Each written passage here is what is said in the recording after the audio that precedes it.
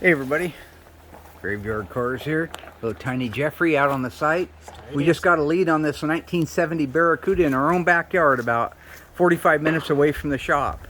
Little slant 6 Barracuda 70, automatic on the column. It's in a garage. It's not quite as much foliage as it looks like right now. There we go. Yeah, look at that little beauty. So it looks like we're going to be bringing that one back down to Graveyard Carz shortly. Let's get in there and get a little better shot. There we go. Nice. There's my man Pete down there getting some good shots. Hi, Peter. A little bit of rust back here on the bottom.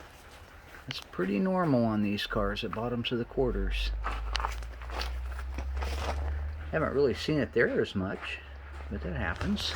Let's see what's under there. Somebody painted the rear body. Well, no, that may be right. That would not be argent on that. I think it would be blue.